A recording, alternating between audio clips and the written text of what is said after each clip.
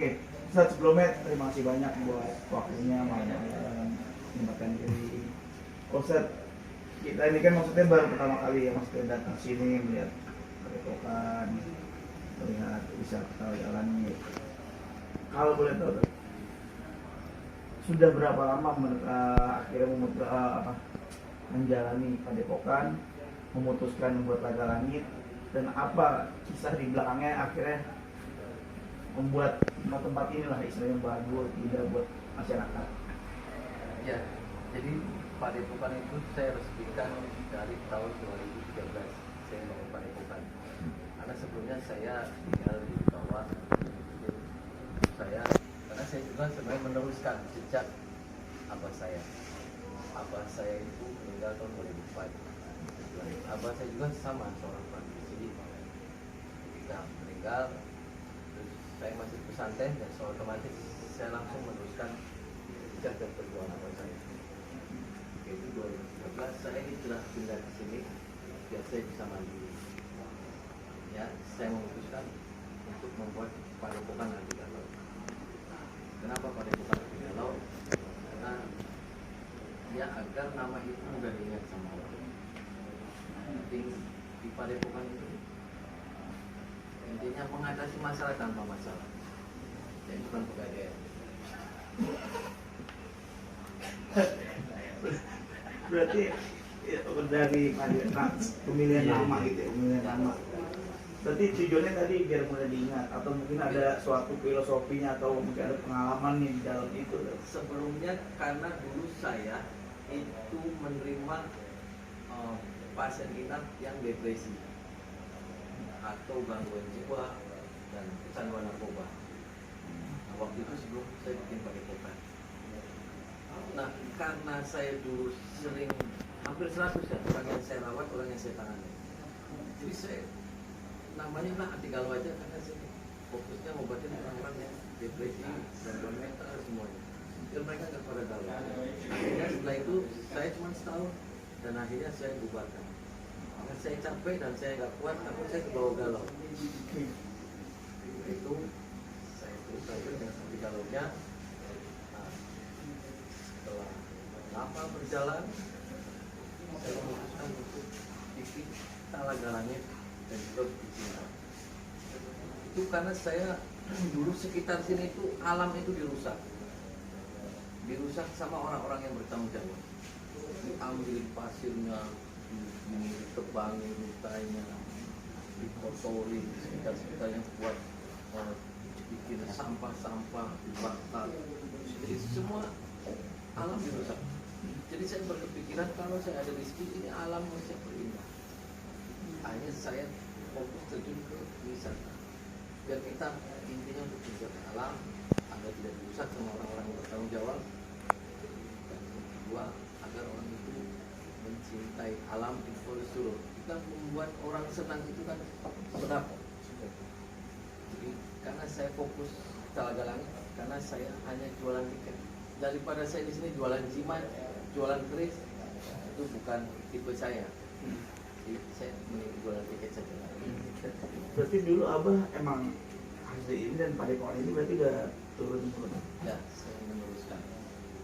Nah, abah saya itu kan namanya Haji Lukman.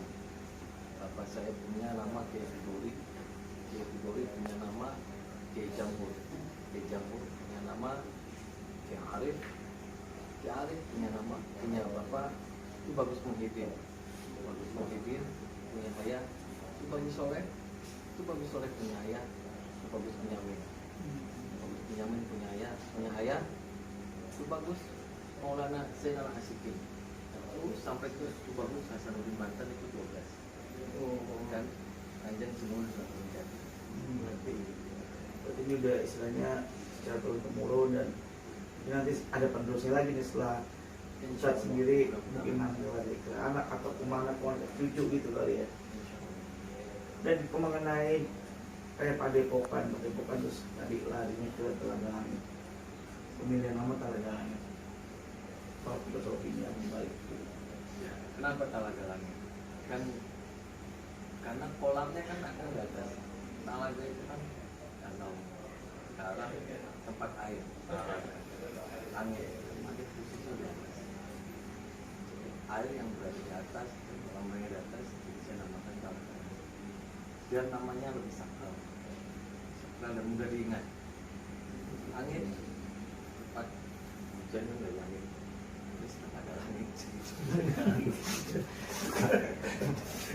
Nah, tadi kemarin kayak sempat menangani orang dengan gangguan jiwa kan, cuma 1 tahun gitu.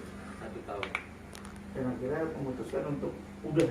Dan, Nah, waktu itu saya kenapa saya memutuskan? Padahal saya sampai sekarang masih pengen karena kasihan orang-orang itu. Cuman karena saya masih trauma itu, jadi saya stop saja. Nah, ada beberapa yang kasus saya tangani di sini itu meninggal. Jadi 3 orang meninggal, dan keluarganya menuntut saya secara hukum. Padahal kan saya nggak nyuruh, saya nggak minta yang uang, tetap aja saya kena. Karena pikirannya saya lalai. Karena orang mati kan, makanya semenjak itu saya udah serba salah. Karena emang mungkin tidak berizin kan, harusnya kan ada izin. Makanya saya bikin yayasan Al-Bustami, Padepokan Anti Galau. Saya urus semua perizinan-perizinan, tapi karena melihat yang nggak depresi lebih banyak, jadi saya yang depresi saya stop. oh ya, untuk jiwa itu masalah di stop. Butuh waktu berapa lama sampai akhirnya bisa seperti ini gitu? Dari mungkin kan awalnya kan nggak langsung begini kan, Saya itu 13. tahap-tahapannya, step by stepnya gitu. Karena saya, siapapun yang datang di sini, kenapa saya ada usaha, kenapa saya di belakang ada kecil-kecilan, saya punya usaha, karena saya orang yang datang ke sini minta bantuan saya ikhlas. Saya tidak pernah minta spesial, karena zaman sekarang banyak sekali orang yang frustasi dengan dunia kedokteran, frustasi dengan dunia spiritual.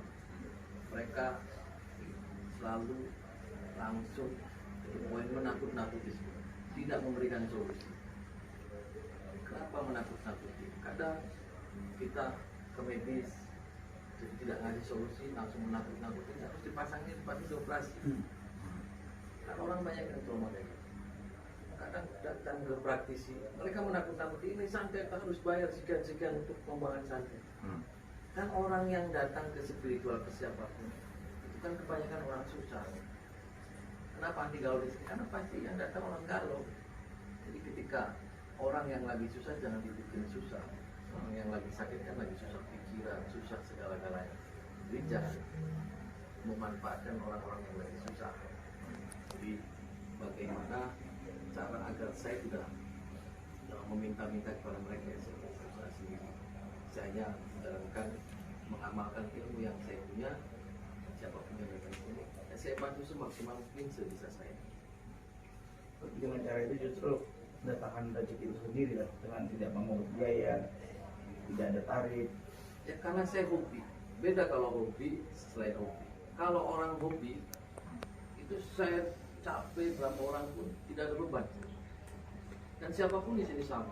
Entah mau orang yang punya duit, pejabat, orang, semua sama sih. Diperlakukan sama. Gak ada ini harus begini, ngobrolnya harus tidak. Walaupun banyak orang yang sudah saya bayar berapa, saya nggak butuh duit, saya sudah punya duit sendiri. Kalau mau sini semua sama. Jadi kan saya tidak punya beban. Saya mengharap pada spiritual yang seperti itu. Makanya siapapun yang jadi spiritual itu harus kaya dulu, biar nggak celamitan. Kalau seorang praktisi untuk makan saja mereka susah, terus ada orang yang datang pasti memanfaatkan. Makanya saya sarankan siapapun praktisi harus kaya dulu, biar nggak celamitan dan minta-minta. Kasihan, karena orang yang datang pun butuh nasihat, butuh doa, butuh segala-galanya, bukan untuk dimanfaatkan. Dan mendalami atau menekuni kalau viral kan itu lebih ke arah membasmi santet, itu anti mainstream gitu. Dari dulu saya langsung menekuni itu atau akhirnya beberapa tahun belakangan yang ini lebih dijalani lagi, atau mungkin juga memang sempat ada jati ilmu seperti itu? Jadi begini ya, bahasanya saya bukan membasmi, saya bukan menggeruduk, saya bukan nantang. Jadi saya setiap datang ke praktisi siapapun, saya menghormati siapapun yang mempunyai kelebihan, yang semua kelebihan itu datang semua dari Allah. Akan tetapi ketika kelebihan itu digunakan untuk mencelakakan orang, untuk membuat orang sengsara, untuk punya hajat, itu saya tidak sepakat. Kalaupun praktisi-praktisi yang lempeng-lempeng yang membantu orang, membantu siapapun itu, ada tukang beca, ada tukang motor, nggak apa-apa karena itu semua syariat, haknya tetap Allah. Tapi kalau mereka si praktisi itu yang ngeyel dengan ilmu hitamnya, ngeyel dengan santetnya, ya saya ajak berantem. Kalau nggak mau ya saya cekai. Karena saya tidak YouTube aja, YouTube kan saya baru 2 tahun. Dari 2004 saya meneruskan abah saya, karena daerah sendiri ini bukan rahasia umum ya. Desa saya yang saya tempatin itu banyak sekali ilmu hitam. Dukun santetnya banyak. Ada beberapa kasus, mohon maaf ya, gua yang dilarak-larak sama warga punya santet itu dihabisin sampai 2. Waktu itu pun abah saya baru meninggal 7 hari. Sudah ada tetangga yang datang ke rumah saya. Anda 7 hari lagi meninggal. Saya katakan oke. Siapa yang meninggal? Di atas langit masih ada langit. Lu jual, saya borong. Dan itu terang-terang ketika malam harinya datang ke rumah saya dan perang. Kalau dulu sudah musim YouTube, saya di YouTube-in itu ramai. Dan itu saya akuin ilmunya luar biasa. Sempat saya juga kewalahan, saya telepon guru saya. Nah, saya menyaksikan sendiri ketika malam terakhir itu kan ada korek jegres itu di depan, dia terang-terangan sila di depan rumah saya. Kayak jegres ini, si api itu dari kecil dia bisa jadi besar, udah ngejar saya. Waktu itu dia langsung ke depan, ke atas, dan ke belakang, langsung mengajar ke pohon tapak, langsung terbakar. Kalau tidak ada apa, saya masih tidak dirasa sama Allah, dijaga sama Allah, namun itu akan terjadi. Dan itu saya sering. Dan ada yang satunya lagi, saya cuma datang ke rumahnya, saya yang penting cerita. Masih baik. Tetangga desa juga masih. Dan ada beberapa warga-warga yang bisa dipertanggungjawabkan. Tahun antara tahun masih 80. Dan ada lagi yang satu orang itu, dia itu dari tetangga desa, ditarik ke sini pakai motor dilarang pesantren, dimasukin ke jurang di sini ke bawah, ditutup sampai sama batu sama warga. Kalau secara logika itu mati. Tapi begitu pagi harinya di depan rumahnya sudah lagi ngerokok lagi sama mobil. Itu ini desa wala-wala. Wala sholat, wala zakat, wala cewek semua. Nah, bahasa di sini adalah lawan alas. Dari mulai tidak ada yang mondok, karena dulu di sini nggak ada orang yang ganteng, nggak ada orang cantik. Ada orang cantik, ada orang ganteng, langsung dihajar. Ininya banyak koreng. Terbangnya lumayan. Jadi abah saya di sini adalah babat alas. Sampai sekarang ada madrasah dan masjid itu pun tanah dan masjid semua saya wakafnya abah saya. Jadi ketika berbicara santet, emang dari abah saya dan saya nulis juga emang sudah seperti itu.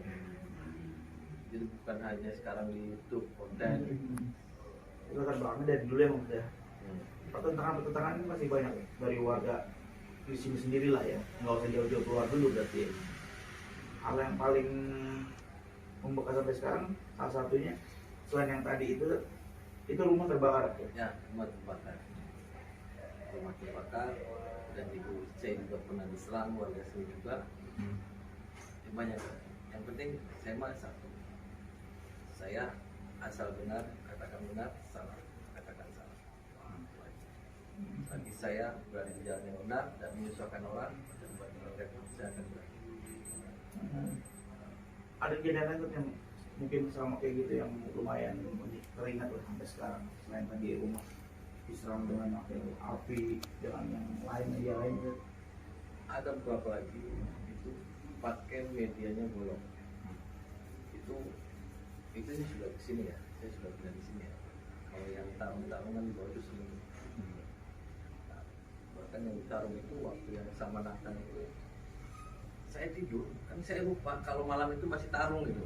Kan 7 malam berturut di rumah, saya lupa tidur, saya lupa dihajar saya. Nanti tidur ditendang, dilemparin ke tembok. Kaget saya. Lalu saya dengar, saya ngeliat di depan, oh ya masih sila ya, saya sila lagi.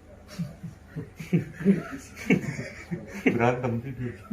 Oh, lupa tadi. Berantem lupa. Ada satu lagi yang masih terlihat itu golok terbang. Terbang. Itu sih sudah pindah di sini. Dan itu entok atau entok. Ya. Ya. Efek besar. Belakangnya itu entok belakang. Terbang dari saya. Nyampe sini. Loh, entok aja. Saya bilang bibis. Entok ini beda. Kenapa matanya melotot aja entok? Saya ambil garam kan dari berubah itu jadi pusat. Jadi saya hampir mau menebas saya. Kalau saya lengah aja, udah ketebas itu leher saya. Oke, itu saya langsung masuk dan langsung di pintu, terus saya ambil udah pedangnya lain, sama entoknya juga hilang. Ngeri. Berarti kalau orang banyak cerita tentang golok terbang itu emang ada. Ada. Itu udah lumayan terbilang tinggi kan kalau udah lagi. Pokoknya luar biasa, karena saya biasa di luar. Iya. Konten mas sekarang ini gua tahu. Kalau mengenai museum santet dan akhirnya juga membuat museum itu gitu, apa tujuan dibalik membuat museum itu, atau mengenai edukasi di dalamnya, atau sekedar mengingatkan jalan karir keluarga atau apa? Yang pertama, saya ketika membuat museum santet, satu perjalanan saya selalu berhubungan dengan media santet. Itu untuk mengingatkan saya dan juga untuk mengingatkan anak cucu bahwasanya sihir ada. Yang kedua, ada beberapa pusat-pusat dukun santet ketika saya taruh di sini itu selalu ramai aja, berbagi. Jadi saya simpennya di sana.